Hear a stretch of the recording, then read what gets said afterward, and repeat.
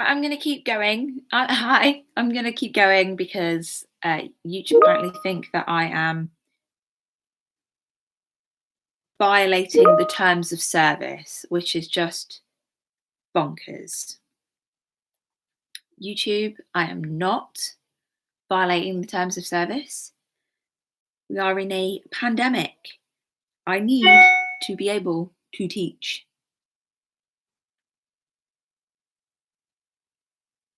I'm getting rather frustrated.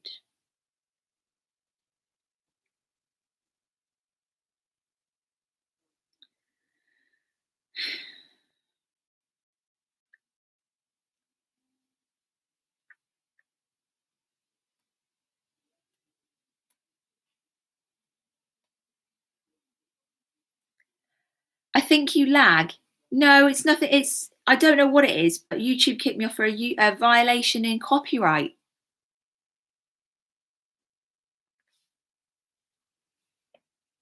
A copyright violation this time.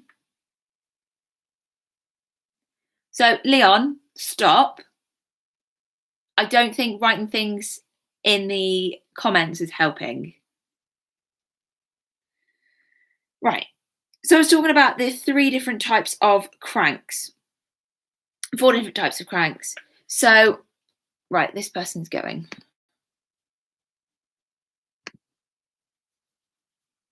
There we go. Yeah, the 4 different types of cranks. You've got the doxy, who was a woman who would sit with a knitting bag and hide stolen goods in a knitting bag as people would take pity on her. You had your counterfeit crank who would put soap in their mouth so that it would foam at the mouth. You had your angler who would use a big stick, almost like a fishing rod, to steal washing off the line. And finally, you'd have your clapperdudgeon, who was someone who would put arsenic on their skin and then put bandages and would gain sympathy that way. Now, the Elizabethans were extremely fearful of. It's a government cover-up. What?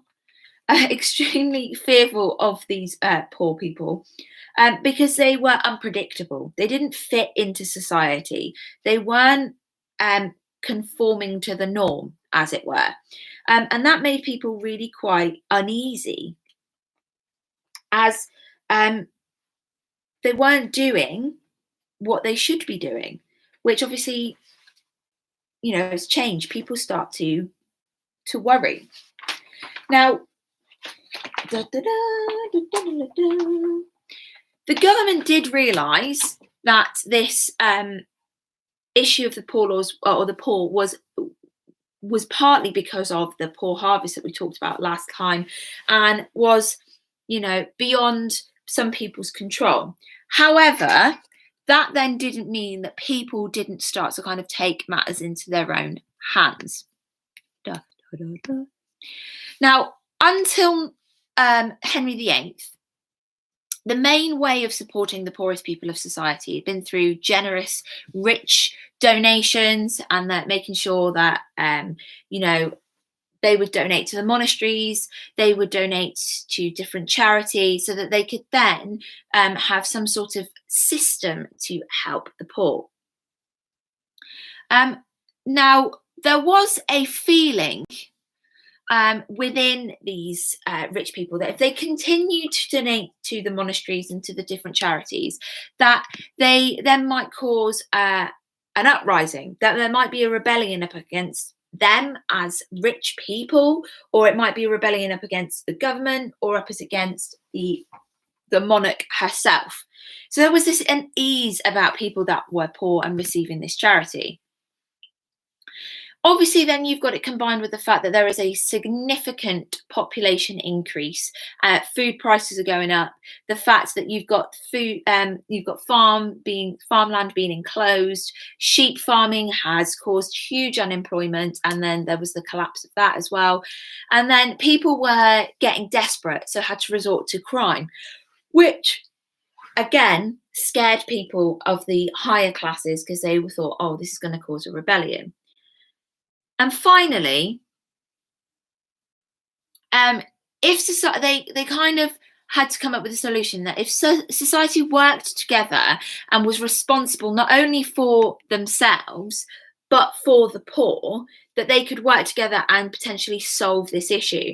But it was that very fine seesaw of how far do we help these people? How far do we commit to looking after these people and saving them from their situation and potentially from themselves, to a point where they actually then turn on us and cause this rebellion. And it was this fine line that the rich were teetering, and they knew that actually that they couldn't be the bearer of this problem of society and the government to sort of, excuse me, for the government to get away kind of scot-free. It was definitely a case of, right, there has to be some sort of middle ground. The government have to help us. And that is what you are going to look at on slide 2 of your assignment that I've put on Teams and show my homework. Now, slide 2 has a conversation between 4 rich people and 6 questions that you need to answer. All 6 questions can be found in that conversation, all right? So it's a case of reading the speech bubbles really carefully to answer those 6 questions, and they're pretty straightforward. Do keep in mind that Henry VIII had made the situation with poor people worse because of his break from Rome and when he went through the monasteries. Now, on slide, I think it's slide 3, she says, just doing from memory. On slide 3, you have a list of, you have a complete list of the reasons for Elizabethan fears. What I'd like you to do then is, I want you to read those different statements, and I want you to then convert them, okay, into the keywords. So you can highlight them on your computer, or if you're going to print it off, you can highlight it. And I want you to pick out all the different keywords of the reasons for why the Elizabethans were so scared. And you do that reason by reason. And there are a grand total of 1, 2, 3, 4, 5, 6, 7, 8 different reasons for why the Elizabethans were so worried about poverty. Now, once you've picked out the keywords from each of those different statements, you can then summarize that into a 3 words or a phrase. Boil it down, summarize it right down, so that when it comes to revision for next year, you can then look at these different reasons, ... going down, and whoever that is, you can go down this list on this sheet and have a really simple way of revising the different reasons and the different fears that the Elizabethans had. Once you have completed this whole table of looking at the different reasons, picking out the keywords and summarising them into the 3 words, I want you to go back through them and say, okay, how important was this reason? How important was that reason? And start to rank and evaluate, assess, okay, how important these reasons were for the fears with poverty. So it's about you making a decision of how you think or how important you think these particular reasons are to the Elizabethans. Finally, there were 2 different acts, which I'm going to talk about now, that the Elizabethans brought in to look at the situation of the deserving and, well, the deserving poor. Now, when it came to the 1572 Vagabonds Act, its sole aim was to deter. I'm going to turn the chat off in a minute, I think that's probably best.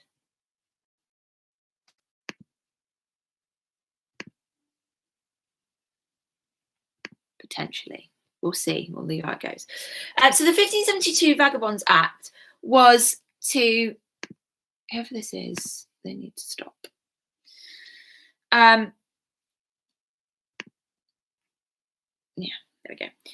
So to deter vagabonds, the whole situation of being a vagabond needed to be deterred, stopped. Okay. Now the features of this act, so the main things that this act brought in. No.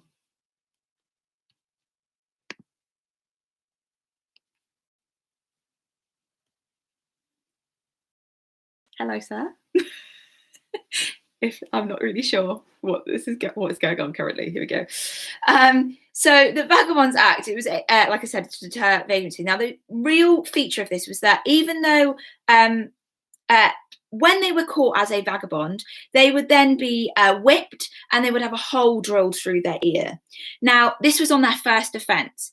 If then they were to commit a second offence as a vagabond and be caught, they would then be arrested.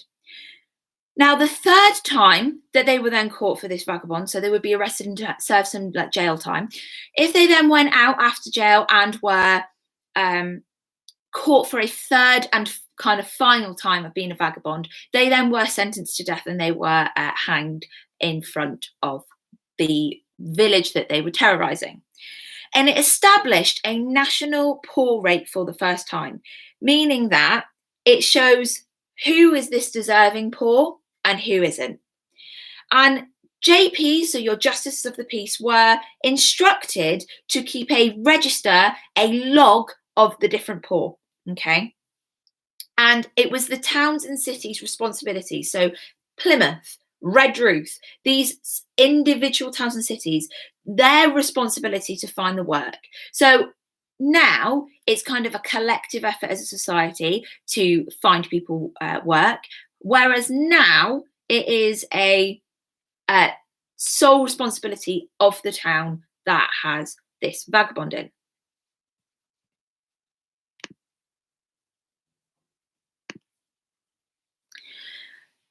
This 1576 Poor Relief Act then as well, the other one that we're going to look at. So you've got the 1572 Vagabonds Act, what we just talked about, and now the 1576 Poor Relief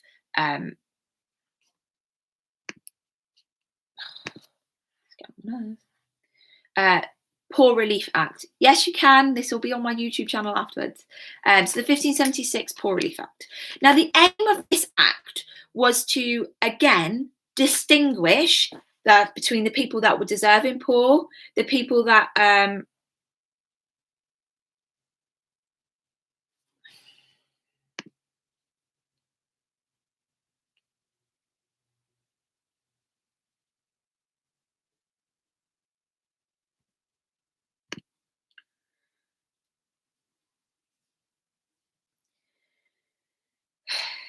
getting frustrated now, year 10. I'm trying to help you have a resource. Stop taking the mick. So is that the Poor Relief Act was to really distinguish and have that kind of set in stone of who was deserving poor, the people who were poor out of their control, and the people that were kind of taking the mick, the people that were using being poor as a way to resort to criminal activity. And it was a way to help the people that were able-bodied and able to have work to find work then. So the Justice of Peace then also had this responsibility in this particular act to help the able-bodied poor by providing them with wool, raw materials, and things that they could then use to create items and then sell in a legal way. So to make money in a legal way. And those that then refused that help, refused the work, refused the materials, wherever they were given help, were then sent to a special prison. Now, it wasn't like a normal prison. It wasn't a prison that was, where they were just kind of being left there to rot. It was there to help fund the poor rates. So if they were poor and they were able-bodied and that they could they were refusing to work, they would be sent to a house of correction.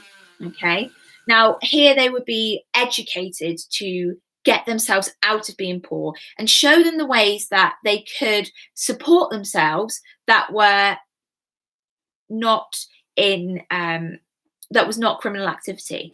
Now, I've just been asked a question, what happened if a town didn't keep a log?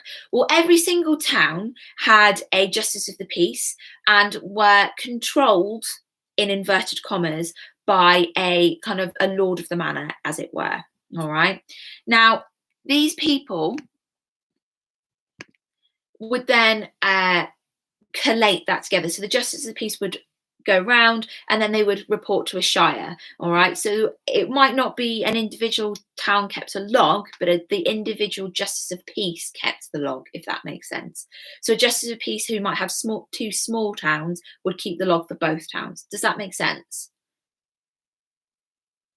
Yeah, it's exactly that. The House of Correction was rehabilitation. Exactly that, Sunny. All right. So it was more down to, rather than the town having the record, it was more to the Justice of Peace having the record, Georgia, if that makes sense. But the town was responsible for helping the poor get a job in the Vagabonds Act. All right.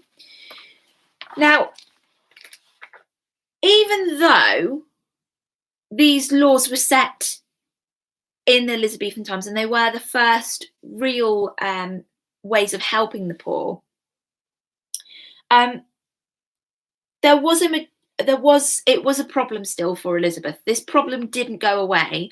By putting these laws into place, it didn't mean that things then suddenly changed, because they didn't. She still had that growing population.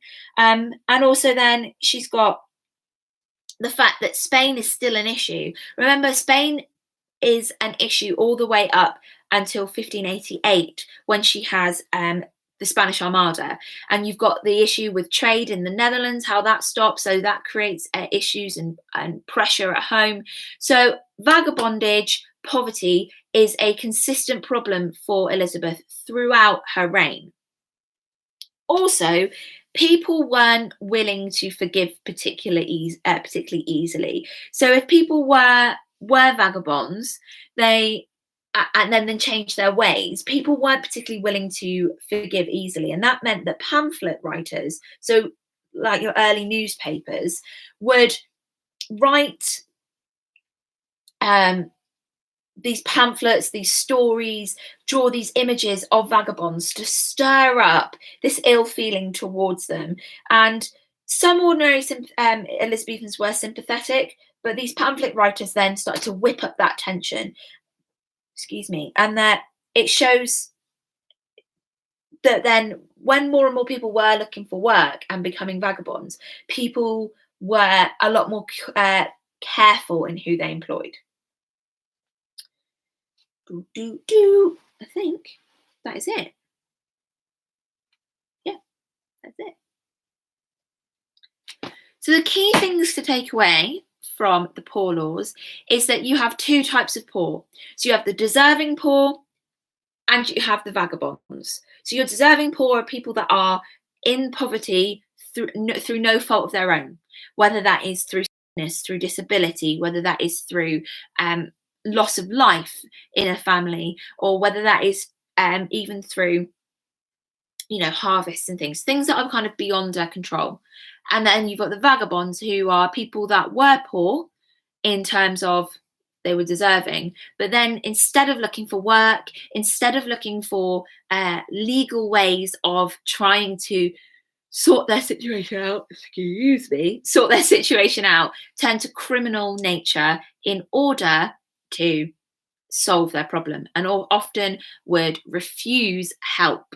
So you've got your 4 different types of vagabonds in there. So those are the people that would resort to crime. The poor laws were a way to control that level of crime. They were a way to help the deserving poor. They were a way to rehabilitate potential vagabonds and to try and keep the level of poverty down. All right. I will be on Teams throughout the day until about 4 o'clock, and then I will not be answering anything kind of after 4 o'clock. Could you please get that work sent to me by the latest on Wednesday? It is on Teams, it's on Show My Homework. Please contact me if you need any help. Everything that you need is on that slideshow, or that's PowerPoint, I should say, on Teams and Show My Homework, including this very small section of the textbook that you need, which I took as a picture on my phone rather than scanned in. So hopefully it's a bit clearer. Right, stay safe. Use this and the one that cut off first time to refer back to. Use the textbook. You also have BBC Bitesize at your disposal. I'm waffling now. See you later.